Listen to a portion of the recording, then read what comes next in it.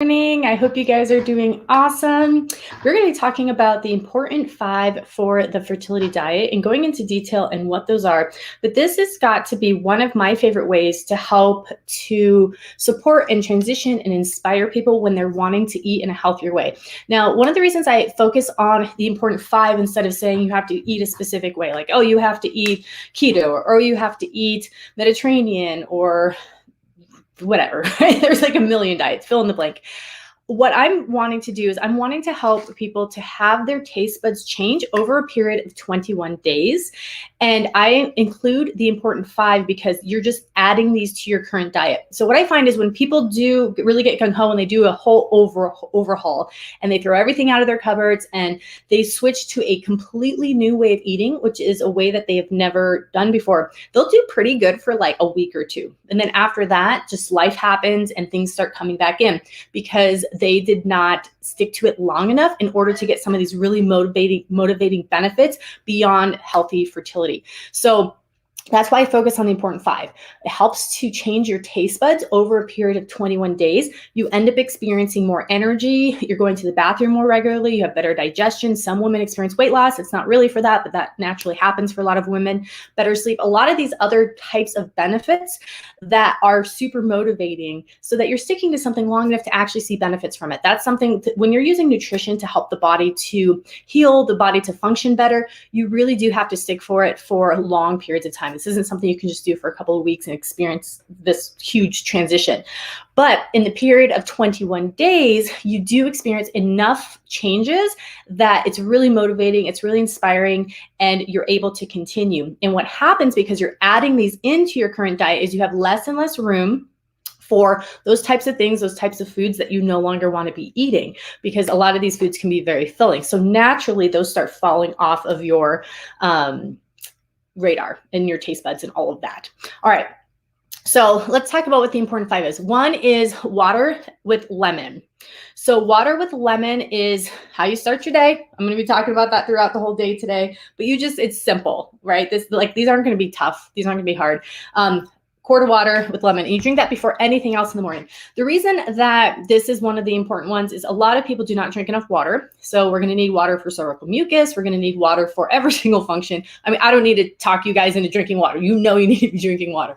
But I like to add lemon to that water because it's a nice, gentle way of helping the digestive system and to help with gentle cleansing. It's not crazy cleansing like doing an actual liver cleanse, but it's very supportive of the liver. So starting the morning with a quart of water with lemon. The second is to drink a fertility smoothie. So one of the reasons I love smoothies and I talk about them so much is because you're able to include so many different ingredients and they take a couple of minutes to prepare. So when anyone who has done my 21-day fertility diet challenge or has worked with me when it comes to nutrition, you know I'm super simple. I'm not the girl who's making all the beautiful recipes on Pinterest. That is not me. I'm the person who's like, if it fits in a blender, if I can chop it up, or if I can quickly saute it, that's what we're eating. So I'm super simple. So that's why I love smoothies, because you can put in so many different antioxidants, fiber, superfoods, different liquids. You can add proteins to it, healthy fats. You can hit all of the different categories that you want to be including into a meal in a smoothie. So some ideas for smoothies are you going to use a fruit? I definitely think one of your fruit should definitely be something that's high in antioxidants. So berries are going to be high in antioxidants. They're also lower in sugar, but I don't believe in being fearful of sugar from fruit. Now, don't go crazy, but in normal healthy amounts, eating fruit, that sugar is perfectly healthy because it's paired with fiber. But more importantly is the nutrients, the phytonutrients that you're getting from the fruit. That's the whole point. We want those antioxidants, we want those polysaccharides, we want that fiber and so on. All right, so smoothies, absolutely love that. I also always make sure to add protein powder to my smoothies, blood sugar balance. Also, a lot of people don't get enough protein in their day. So adding that, you can also add greens to your smoothie. And we'll talk a little bit more about that in a second. So water with lemon. And number 2 is a smoothie. So I like to do my smoothie for breakfast. That's just me. You can do yours for snack. You can do yours however you want to do it. But I've actually tracked some of my smoothies and they'll end up being about 300 calories, 400 calories. So they are, for my body size, they are a meal. All right, so the next one's going to be salads. So this is something that needs to be a base of a meal. It's not the only thing you're eating, right? So when I'm talking about a salad, it doesn't have to be this huge bowl, but it does need to be more than like a side salad. It needs to have lots of colors, leafy green vegetables, different colors of other types of vegetables, cucumbers, celery.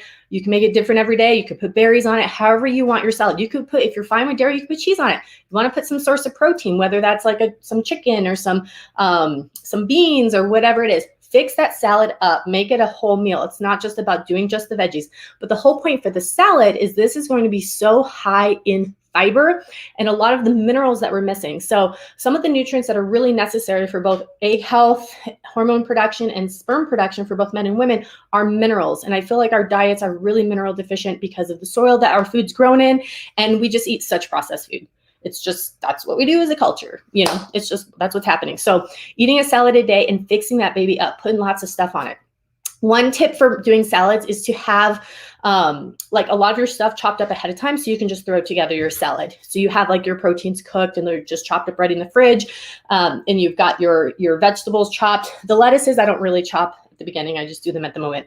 Now, a side note about your salads. So we want to use salad dressings, right? You don't eat these things plain. You don't want these things to be gross. You want them to taste awesome, and salad dressings is what does that. So when you're doing your salad dressings, you want to turn the salad dressing around and read the label and look for a salad dressing that has either avocado, grapeseed, sunflower, or olive oil type base oils. A majority of the salad dressings you're going to find in the grocery store will have canola or soybean oil. You do not want those. Those have been shown to increase inflammation within the body, defeating the purpose of what we're doing, right? So definitely be purposeful about your salad dressing. I know. I mean, I feel like this is such basic information, but it's really the most important information. It's just these little steps. So what that salad dressing turns into is it turns into healthy fats, okay? And healthy fats, we know, are super important. So just a tip with the salad dressing, turn that baby around, look at what's in it. Leafy green vegetables. So this is going to be something that's like kale, a Swiss chard, spinach, those types of things. And this can obviously be sauteed. This can be cooked. Some people even do, when they're doing their salads, they'll do something similar to that and they will actually lightly saute it just for variety. You can do that. The only thing is some of the minerals will be damaged by heat. So some of these foods are better to have raw, and some of them you can have totally cooked. You do not need to be eating all of these foods raw. So leafy green vegetables, that's a great one. I like to just saute mine with garlic. Sometimes I add coconut milk and make it like a creamy creamed greens, which ends up being really tasty. You can also add these greens to your smoothie. So it's kind of like two birds with one stone, super simple. Does not need to be a big deal. So leafy green vegetables. The reason I include those, high minerals, high in folate, high in fiber, and nutrients. So you're going to notice a big theme here, fruits and veggies. You're like, well, what about carbohydrates? What about fats? What about proteins? A lot of those foods you guys are already eating. Those aren't the foods that you really need to start incorporating in. Those are part of the diet that you're adding these to. I find that people do perfectly fine with carbohydrates. They do perfectly fine proteins. That's not where they're missing. So focusing on flooding the body with nutrients. That's the whole point of the important 5. And then the last one is going to be a fresh juice every day or a greens powder. So what that is where you actually have a juicer and you're putting like vegetables in it. So it could be like cucumber, celery, some spinach, half an apple, a lemon, that kind of thing. And you're juicing it and you're drinking some juice every day. So it doesn't have to be a lot. It can be like 8 ounces of juice. Put some turmeric in there, put some ginger.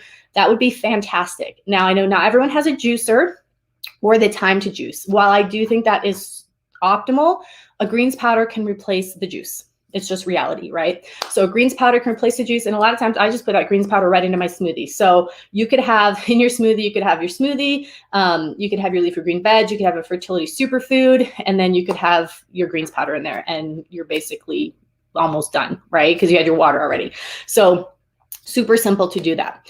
A couple of different things with the fresh juice. I'm not talking about fruit juice. So I do think orange juice is fantastic, those types of things once in a while, but I'm talking about a juice that's predominantly green, and you do add something so it tastes good. So you are adding an apple, you are adding an orange, whatever it is, but most of it is greens.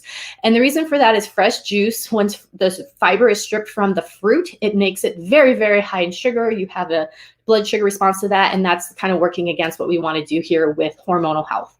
So that's why I'm not talking about fruit juice.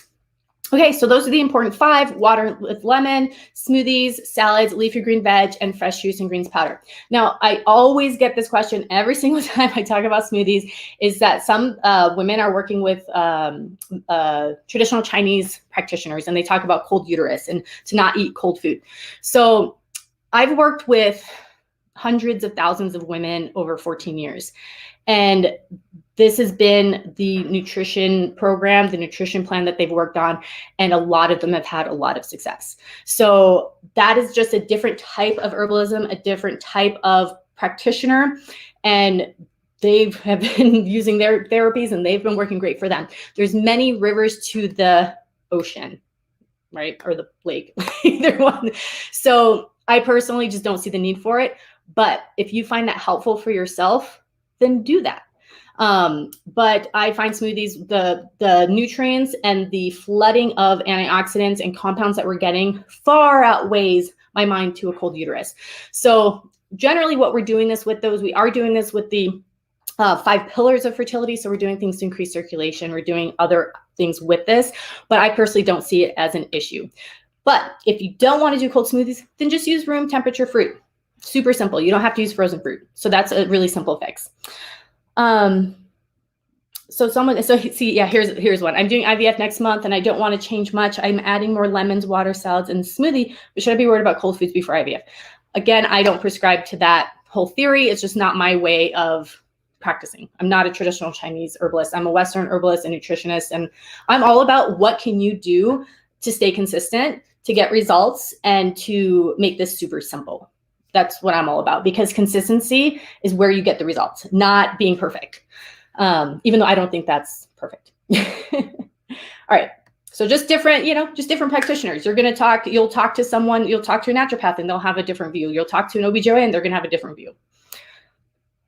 The Chronometer app is really great. Thanks so much for your advice. I am so glad. I'm hearing a lot of feedback from you guys from last week. I talked about the Chronometer, which is a free app you can use to track your food for the day and see how many nutrients you're getting from your food before you take your supplements. And I just find it to be helpful to know where you're at. Because so many people, when I began talking with them, I ask about their diet, like, oh, I eat healthy. And then that's all they'll say to me. I'm like, let's get specific and see what's really going on. And what I find out is a lot of women are under eating. They're not getting enough iron-rich foods, hardly any vegetables, and so on. So everyone's definition of healthy is going to be different. So Chronometer is amazing. And this is a self-help tool that you can use to see where you're at, totally free. Of course, you can get nutritional testing and all those things, but I'm all about self-empowerment and being able to do things that are just realistic. And you can do this at any time. And it's free. Chronometer. It's a free app you can download.